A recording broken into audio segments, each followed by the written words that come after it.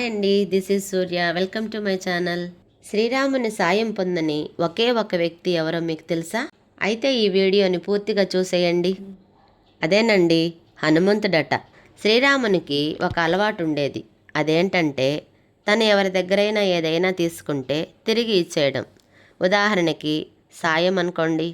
సాయం ఎప్పుడు అవసరమవుతుంది? మనం ఆపదలో ఉన్నప్పుడు లేదా కష్టంలో ఉన్నప్పుడు.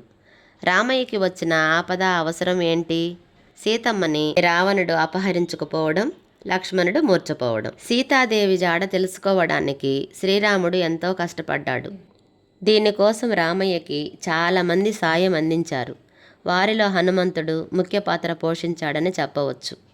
రామసేతు నిర్మాణం దగ్గర నుండి సీతాదేవి జాడ తెలుసుకొని లంకానగరంలో సీతాదేవి ఉన్నట్లు రామయ్యకు చెప్పడం, సీతాదేవి రామయ్య దగ్గరికి చేరుకునేంత వరకు హనుమంతుడు ముఖ్య పాత్ర పోషించాడని చెప్పవచ్చు. ఇదంతా సాయమే కదండి.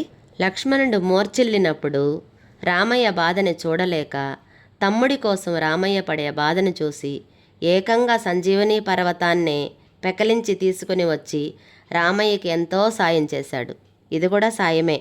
ఒకరోజు హనుమంతుడు రామయ్యతో, రామా, నువ్వు అందరికీ సాయం చేస్తావు కదా, మరి నాకెందుకు చేయవు అని అడిగాడట. అందుకు రామయ్య, కష్టంలో ఉన్నవారికే కదా హనుమ నా సాయం.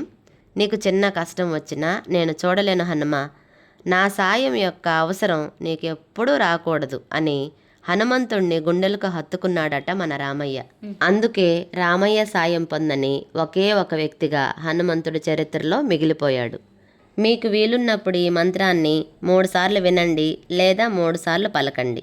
విష్ణు సహస్రనామం చదివినంత ఫలం వస్తుంది. శ్రీరామ రామ రామేతి రమే రామే మనోరమే సహస్రనామ తత్తుల్యం రామనామ వరాననే. ఇలాంటి విషయాలు చాలామందికి తెలియకపోవచ్చు. ఇలాంటి మరిన్ని ఆసక్తికరమైన విషయాలు తెలుసుకోవడానికి నా ఛానల్ని సబ్స్క్రైబ్ చేసుకోండి. Thanks for watching. Please don't forget to subscribe my channel.